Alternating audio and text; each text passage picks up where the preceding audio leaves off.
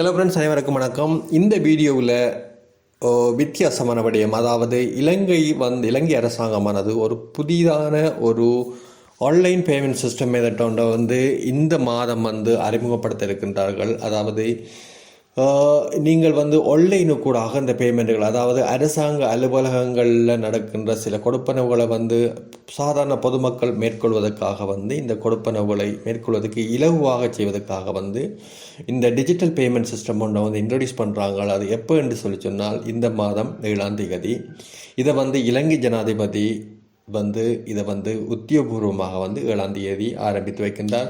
இதில் பார்த்திங்கன்னா தெரியும், 16 நிறுவனங்கள், அரசு நிறுவனங்கள் முதற்கட்டமாக இணைந்திருக்கின்றார்கள்.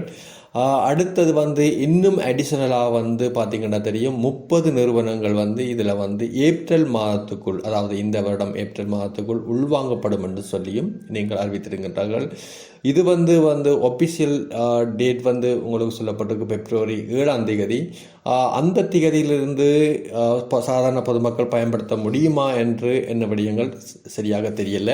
அன்றைய டேட்டில் நான் என்ன மாதிரி இது தொடர்பான முழு விடயங்களும் வெளிவரும் என்று நாங்கள் நினைக்கின்றோம். இப்போ பார்த்திங்கன்னா தெரியும், இந்த டிஜிட்டல் பேமெண்ட் சிஸ்டம் ஒன்று இலங்கையில் இன்ட்ரடியூஸ் அதாவது இலங்கையில் அறிமுகப்படுத்துவதற்கு மிக முக்கிய காரணமாக அமைந்தது என்று சொன்னால், இலங்கையினுடைய இந்த புதிய அரசாங்கமானது இலங்கை அரசு அலுவலகங்களில் நடக்கின்ற ஊழல்களை கொஞ்சம் குறைப்பதற்காக, முழுமையாக இல்லாமல் பண்ண முடியுமான்னு தெரியல, ஆனால் ஒரு குறிப்பிட்ட அளவு குறைக்க முடியும் என்ற ஒரு காரணங்களுக்காக வேண்டித்தான் இந்த டிஜிட்டல் பேமெண்ட் சிஸ்டம் ஒன்றை இலங்கையில் அறிமுகப்படுத்த முனைகின்றார்கள் என்று சில முக்கியமான நபர்கள் அல்லது முக்கியமான செய்தித்தளங்கள் இதை கூறப்படுகின்றது. செய்தித்தளங்கள் இது கூறப்படுகின்றது.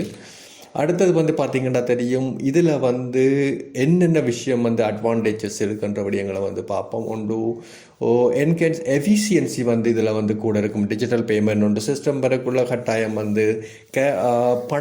பண ரீதியான கொடுப்பனவுகள் மிக குறைக்கப்படும். அதாவது நீங்கள் தற்சமயம் நீங்கள் ஒரு 500 ரூபா பேமெண்ட் அரசாங்க உத்தியோகத்துக்கு கொடுக்கணுமாக இருந்தால் 500 ரூபாயில் ஒரு 480 ரூபா பே பண்ணும் பொழுது உங்களுக்கு சில வேளைகளில் அந்த 20 ரூபா காசு திரும்ப கிடைப்பதற்கான சாத்தியக்கூறுகள் குறைவு. அப்படியான சந்தர்ப்பங்களில் உங்களுக்கு இந்த டிஜிட்டல் பேமெண்ட் சொல்லிச்சுன்னா நீங்கள் ஆக்சுவலாக 480 ரூபாய் நீங்கள் ஆன்லைனு கூட பே பண்ணக்கூடியதாக இருக்கும்.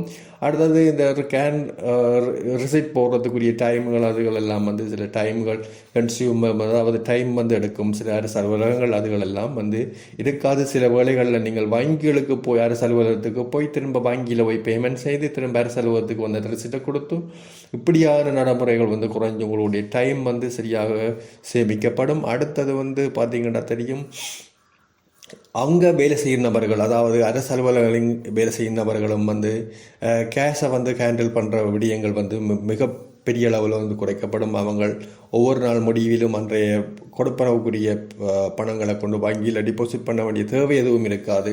அதை பாதுகாக்க வேண்டிய தேவை, ஸ்டோர் பண்ணுற விடயங்கள் எதுவும் அவங்களுக்கு இருக்காது அரசு அலுவலகங்களை பொறுத்தவரையில். அடுத்தது செக்யூரிட்டி ஒரு இம்ப்ரூவ்ட் செக்யூரிட்டி இதனூடாக சில களவுகள், அதுகள், ஊழல்கள் போன்ற விடயங்கள், தவறுகள் எல்லாம் நடப்பதற்குரிய சாத்தியப்பாடுகள் குறைவாக இருக்க போது. அடுத்தது பார்த்திங்கன்னா தெரியும், கஸ்டமர், அதாவது நம்ம அரசு அலுவலகத்தை நாடும் பொதுமக்களுக்கு இது ஒரு இலகுவான பேமெண்ட் மெத்தடாக இருக்க போது, ஒரு கன்வீனியனாக இருக்க போது, ஒரு ஃப்ளெக்சிபிலிட்டி. அடுத்தது எல்லாருமாக அக்சஸ் பண்ணக்கூடிய மாதிரி தங்களுடைய ஃபோனை வச்சு கொண்டு இந்த பேமெண்ட்டை செய்யக்கூடிய மெத்தடில் இந்த விஷயம் இருக்க போகிறது.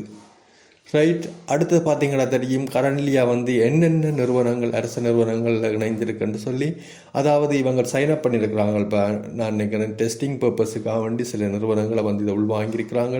முதல் கட்டமாக இதில் பார்த்திங்கன்னா தெரியும், டிபார்ட்மெண்ட் ஆஃப் ஆயுர்வேதிக் டிபார்ட்மெண்ட், அடுத்தது ஜஃப்னா டிவிஷனல் செக்ரட்டரியர், கேகாலா டிவிஷனல் செக்ரட்டரியர் இப்படி என்று சொல்லி ரத்மலான, அடுத்தது கம்பஹா முனிசிபல் கவுன்சில், அடுத்தது ரம்புக்கண பிரதேச சபா, அடுத்தது பார்த்திங்கன்னா அட்டோமிக் எனர்ஜி போர்ட் ஸ்ரீலங்காவுடைய, அடுத்தது ஸ்ரீலங்கா சர்வே டிபார்ட்மெண்ட், அடுத்தது கிளீனிங் பாஸ் மேனேஜ்மெண்ட் சிஸ்டம், அடுத்தது டெலிகம்யூனிகேஷன் ரெகுலேட்டரி போர்ட் கமிஷன், அடுத்தது university of Moratuwa vocational training authority என்று சொல்லி நிறுவனங்கள் இணைஞ்சிருக்கிறாங்க. ஆனால் கட்டாயம் இதில் உள்ள அனைத்து நிறுவனங்களும் குறிப்பிட்ட காலத்துக்குள் இணைய வேண்டும் என்றும் சொல்லப்பட்டிருக்கின்றது. ரைட், இவ்வளோதான் ஃப்ரெண்ட்ஸ். இந்த விடயம் இது ஒரு இலங்கையில் ஒரு நல்ல ஒரு மாற்றத்தை ஏற்படுத்தும் என்று நாங்கள் நினைக்கின்றோம். நிறைய மக்களுக்கு அதாவது சில அரசு நிறுவனங்கள், தனியாரில் வேலை செய்கிற நபர்கள் ஒரு அரசு அலுவலகங்களில் சில தேவைக்காக போகும் பொழுது ஒரு அரை நாள் அல்லது முழு நாள் கூட லீவ் எடுத்து போக வேண்டிய சந்தர்ப்பங்கள் நிறைய இருக்கின்றது. ஆகவே இந்த டிஜிட்டல் பேமெண்ட் சிஸ்டம் அறிமுகப்படுத்துவதனூடாக நம்ம ஒரு மணித்தியாலங்கள் அல்லது ஒரு சில மணித்தியாலங்களில் நமது அரச அலுவலகங்களில் உள்ள வேலைகளை முடித்து நம்ம வீட்டுக்கு வரக்கூடியதாக இருக்கும். ஓகே ஃப்ரெண்ட்ஸ், இது சம்பந்தமான விடயங்கள் ஏதும் புதிதாக வரமாக இருந்தால் இனி அடுத்தடுத்த வீடியோவில் நான் உங்களுக்கு அதை தெரியப்படுத்து. நன்றி, வணக்கம்.